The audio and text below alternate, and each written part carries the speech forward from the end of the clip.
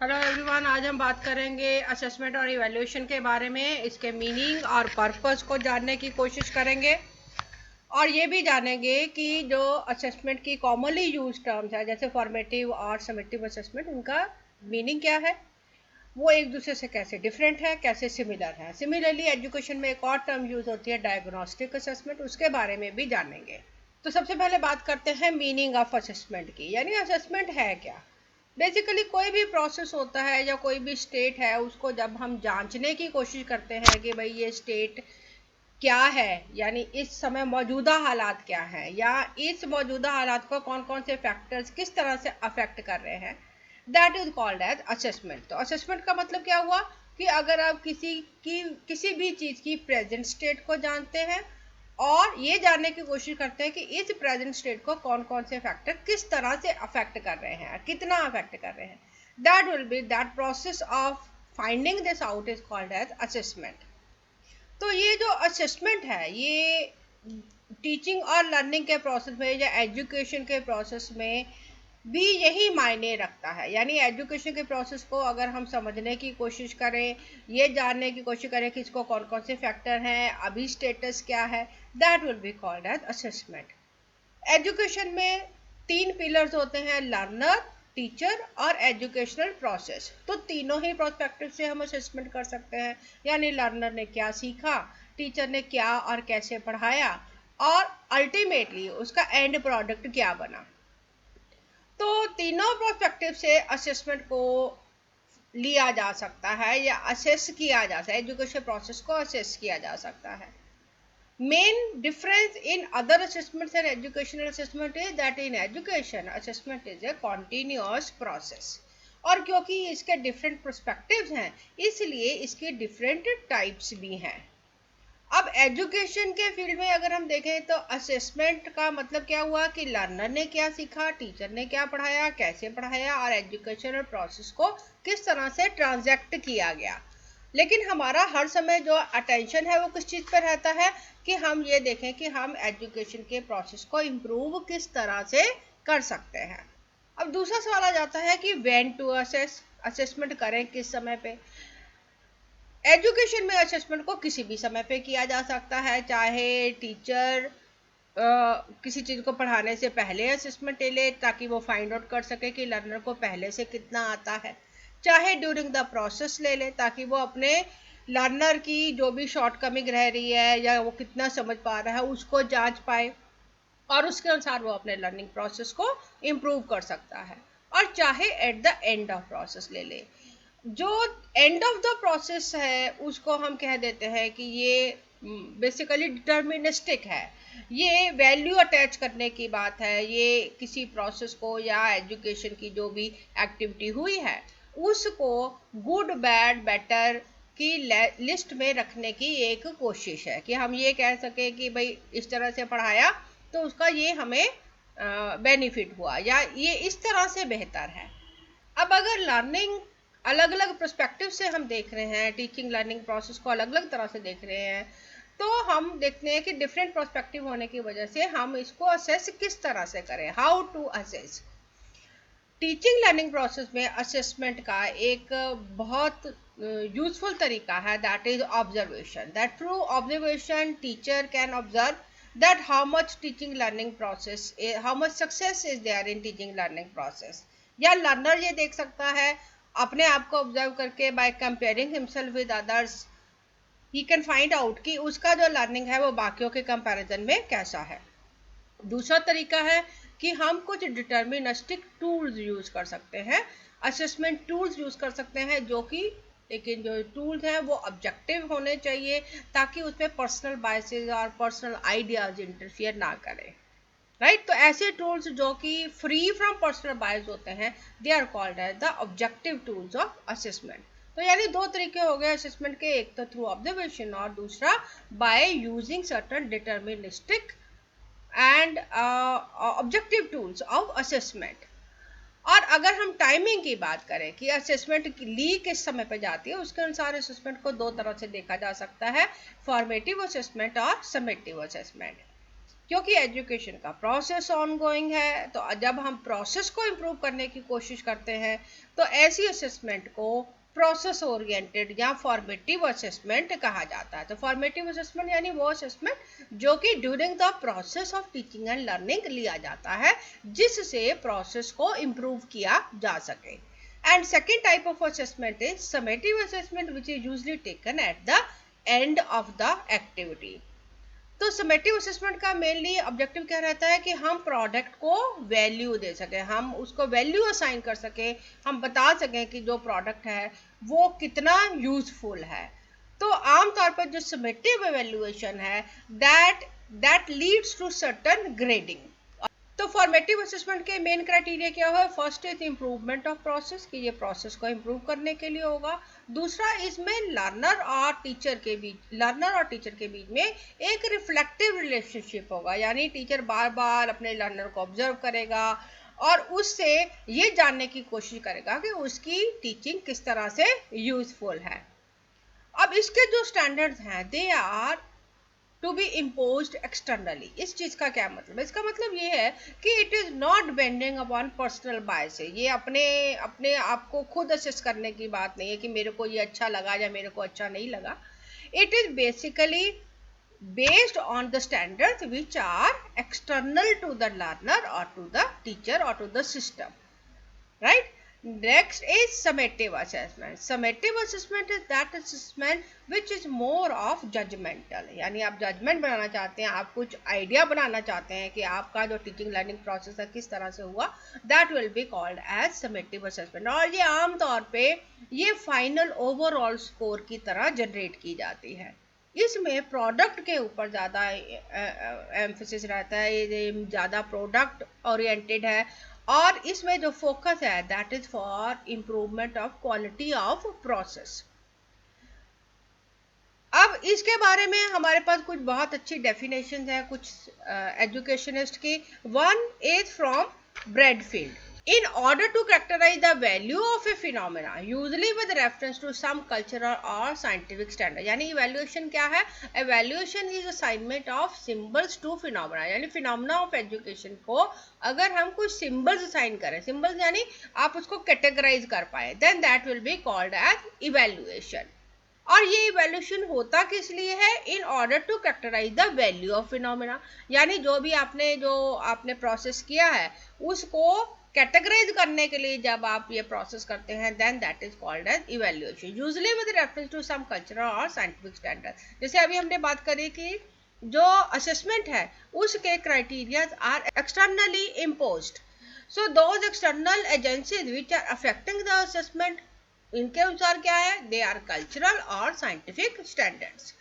तो अगर हम कल्चरल और साइंटिफिक स्टैंडर्ड्स के अनुसार फिनोमेना ऑफ एजुकेशन को इवेल्युएट करें ताकि हम उसको कैरेक्टराइज कर सकें, हम उसको कैटेगराइज कर सकें, that will be called as evaluation.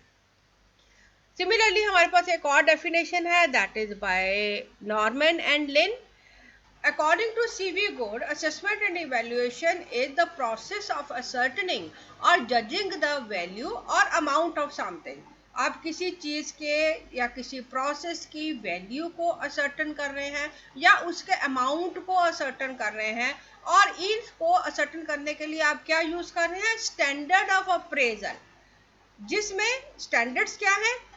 जिसमें judgement in terms of internal evidence है, यानी जो आप during the observation during the process आप जनरेट कर रहे हैं, आप उन एविडेंसेस को कंसिडर करते हैं, and there may be some external criteria, there may be some external factors on which you are ascertaining the value. तो मेनली हमने क्या देखा कि जो इवेल्युएशन है वो कॉम्प्रिहेंसिव है, यानी वो काफ़ी चीज़ों को कवर करती है, इंक्लूसिव है, इसमें कई तरह के फैक्टर्स इन्वॉल्व होते हैं, और ये वैल्यू जजमेंट है। The difference between evaluation and measurement test is that evaluation is more comprehensive, it is spread over a longer time period and it is considering a bigger batch of factors, it is including many different factors, and outcome of assessment is that it leads to value judgement. In comparison to this measurement test जो होते हैं वो narrow होते हैं, उसमें कोई एक question paper हो गया, कोई एक टेस्ट हो गया जो किसी एक सेगमेंट को असेस करता है, that will be called as measurement test. So there is a lot of difference between evaluation and measurement. Measurement and test is related to one particular factor, whereas evaluation will be comprising of many different factors. Now next comes the what is the purpose of evaluation. हम करते क्यों हैं? First of the purpose is that there are certain instructional objectives. और ये instructional objective ये हमारे curriculum को design करने में हेल्प करते हैं. इन ऑब्जेक्टिव्स को अचीव करने के लिए we go for teaching and learning. अब ये जो इंस्ट्रक्शनल ऑब्जेक्टिव हैं उसमें हमारी परफेक्शन कितनी हुई, हमने कितने ऑब्जेक्टिव्स को अचीव कर लिया, तो that for finding that we need to evaluate. अब इवेल्युएशन होगी तो हमें ये पता चलेगा कि हम कौन से इंस्ट्रक्शनल ऑब्जेक्टिव को हम अचीव कर पाए, कौन से इंस्ट्रक्शनल ऑब्जेक्टिव को नहीं अचीव कर पाए, और नहीं कर पाए तो क्यों नहीं कर पाए. Instructional objective they are always written in the form of learning objective. Instructional objective मतलब पढ़ाने के ऑब्जेक्टिव क्या है कि लर्नर क्या सीख पाएगा, right. So learning objective and instructional objective they are evaluated to find out how much success have been achieved. हमारे जो भी एक्टिविटी हुई लर्निंग टीचिंग की उसमें हम कितने सक्सेसफुल हुए उसको जांचने के लिए हमें इवेल्युएशन की जरूरत होती है. दूसरा, लर्नर की नीड्स. अब अलग अलग तरह के इंडिविजुअल डिफरेंसेस वाले लर्नर्स होते हैं, सबकी नीड्स अलग अलग होती हैं. तो अगर आप सभी को एक ही तरह से टीचिंग प्रोसेस करेंगे, then you will after evaluation only you will find out whether the learner has understood or what are the problems which have been faced by the learner. तो इवेल्युएशन इसलिए भी जरूरी है ताकि आप अपने इंस्ट्रक्शंस को या अपने करिकुलम को as per the individual need, as per the learner need आप उसको मॉड्यूलेट कर रहे हैं. और इवेल्युएशन से ही आपको फीडबैक मिलेगा, आपको पता चलेगा कि आपका जो लर्नर है उसने कितना सीख लिया है. अब फीडबैक जो है ये सिर्फ टीचर के लिए जरूरत नहीं होती, लर्नर को भी जरूरी होता है कि वो जांचे कि उसने कितना सीखा है. And even the external agencies like parents etc. they also need to know so that they can cooperate in making the learning faster or making the learning better. तो उसके लिए भी हमें इवेल्युएशन एक टूल की तरह हेल्प करता है, so that we can inform different agencies regarding the success of the teaching learning process. Next is, with the help of evaluation we can prepare programmed material. Programmed material में मतलब those materials by which may help the learner for self learning. Programmed instructions means those set of instructions by passing through which the learner can learn by himself. So these programmed material they are also based on evaluation. That means थोड़ा पढ़ाया जाता है, फिर उसको evaluate किया जाता है ताकि हमें पता चले कि कितना सक्सेसफुल हो रहा है. अगर सक्सेसफुल हो रहा है then we go further to the next step. So programme material means a continuous set of learning sequence which are prepared based on evaluation after each step. तो उसके लिए भी इवेल्युएशन की जरूरत पड़ेगी. Next is for curriculum development. Curriculum means set of all those activities which we perform inside or outside the school to achieve the instructional objective. जो भी हम लर्निंग करना चाहते हैं या करवाना चाहते हैं उसके लिए जो भी हमारी एक्टिविटीज है that is called as curriculum.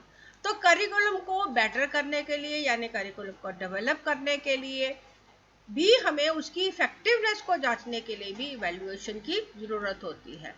It helps us to identify what are the areas where we need to revise the curriculum. For the purpose of guidance and counseling also evaluation is required. Whenever a learner is learning something, sometimes they are not able to do up to the mark. So certain guidance or certain counseling is required.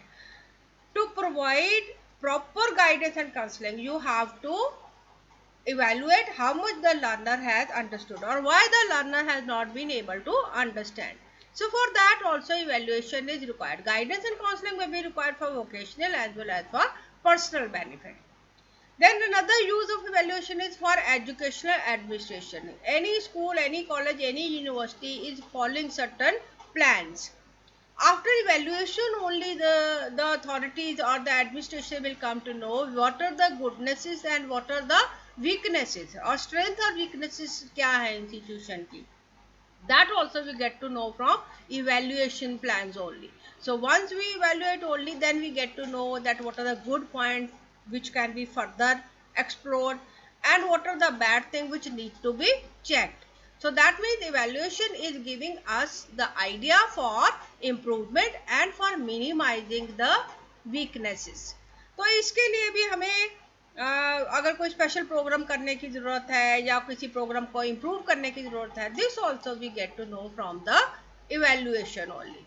And next is from for comparative study. What is comparative study? Comparative study means when we are comparing the curriculum or methodology or the assessment tools or whatever is happening in the organization, when we are comparing it with the other organizations, or when we are comparing with other universities or other syllabus, or inside the nation or outside the nation, so that is called as the comparative study. So for comparative study, if you want to compare two organizations, or you want to compare two courses, or you want to compare two methods, then you have to evaluate them objectively. Only then you can find a ground on which you can compare them. So for comparative study also, you need to evaluate in school programs or in making the programs more effective. So this is how the evaluation is helping the learner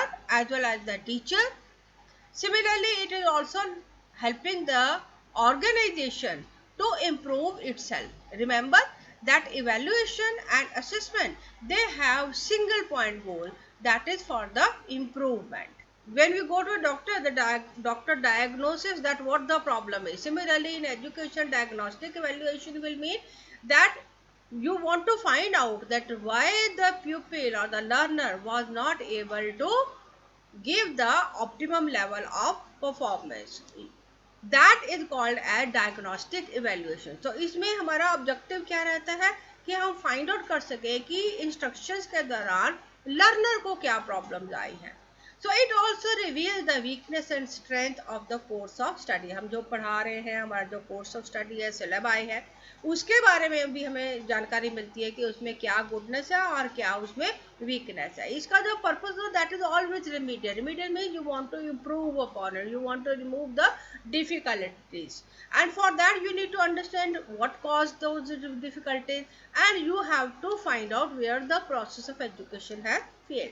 So diagnostic evaluation is that evaluation which aims at removing the difficulties of learner so that he can learn better. And for this we need to know what are the strengths and weaknesses of our curriculum, and we have to find out why the process of education has failed. So all those activities in evaluation which are leading to finding out the problems, why the learner was not able to understand or why the learner was not able to do well, that will be called as diagnostic evaluation. अब कोई भी जो test है जो classroom में लिया जाता है, दैट में be diagnostic in various degree. तो सभी जो टेस्ट है उनमें कुछ ना कुछ डायग्नोस्टिक इवेल्युएशन रहता है, लेकिन वो डिग्री कितनी है, it depends upon the teacher and the performance, how the test has been conducted. Diagnostic test they usually provide more than single score. तो इसमें डायग्नोस्टिक को तभी होगा अगर हम सिर्फ एक टेस्ट लिया और उसके ऊपर सिर्फ कुछ मार्क्स लिख दिए या एक सिंगल स्कोर लिख दिया. So that is not diagnostic. Diagnostic evaluation will be leading to a group of scores, assessing all the areas where the learner has performed well and where the learner has not performed well. All those areas are covered in diagnostic evaluation. So in other assessments, it leads to single score. It may lead to single score. Whereas in diagnostic evaluation, it will be basically a set or battery of different scores which is assigned to different criteria. और diagnostic evaluation इसलिए भी important हो जाता है so that teacher can get to know कि उसने जो पढ़ाया है वो क्यों समझ में नहीं आया है. आमतौर पे नहीं तो teacher what the teacher will do, otherwise what the teacher will do, just repeating the same. By repeating the same, the teaching learning process doesn't improve, because repetition will not improve the process of learning until the weakness in the previous teaching or learning process has been removed. So here evaluation or diagnostic evaluation is very useful. So in other words, what we have studied, we have compared the formative and summative assessment. To summarize it, formative assessment, it is more toward the learning process, whereas summative is more toward the end. Formative process is more of developmental process, whereas in summative assessment, it leads to terminal grades, right? And in formative assessment, the objective is only for improvement, whereas summative assessment is to standardize. It has to assign the value. Usually, teacher-made tests are used for the formative assessment, whereas for the summative assessment, some standardized tests are used so that they can be applied to a larger group of students and the result can be compared. Test items formative assessment में limited होती हैं, क्योंकि बहुत सारे formative assessments हो सकते हैं, जबकि summative assessment toward the end of the term होता है, toward the end of the session होता है। तो इसमें ज़्यादा क्वेश्चंस होते हैं, ज़्यादा डिफरेंट टाइप्स ऑफ टेस्ट होते हैं, so that all areas can be assessed. So in formative assessment there can be smaller test, more in number, whereas summative assessment they are less in number but they are more comprehensive. दोनों का ही purpose रहता है कि दोनों ही feedback provide करते हैं, learning के process को इम्प्रूव करने के लिए किए जा सकते हैं, और दोनों के में ही कॉन्टिन्यूटी और रेगुलरिटी होनी चाहिए. दोनों कॉन्टिन्यूस होते हैं, दोनों ही रेगुलर होते हैं, हालांकि दोनों की कॉन्टिन्यूटी का टाइम फ्रेम अलग अलग हो सकता है. Formative assessment they are repeated more often and the time duration in between the test is less, whereas summative assessment usually they are taking place at the end of the term, maybe at the end of 3 months or 4 months or 6 months. In semester system it is after different duration, and sometimes it is at the end of the session. Similarly दोनों ही जो assessments है, चाहे वो formative है चाहे जो summative है, दोनों ही हमें हेल्प करती हैं कि हम ये जान पाते हैं कि हमने कितने इंस्ट्रक्शनल ऑब्जेक्टिव्स को अचीव कर लिया है. जबकि समेटिव असेसमेंट में जो डिग्री ऑफ असेसमेंट है that is more concrete and more clear. So in other words what you have studied, that assessment का मेन पर्पस क्या रहता है, improvement or understanding the state and the conditions, and objective is to measure how successful we have been in teaching. Evaluation is more product oriented and focus is on quality of the process. I hope you have liked this video. If you want some more information, you can go to Yashomati Academy YouTube channel. Thank you very much.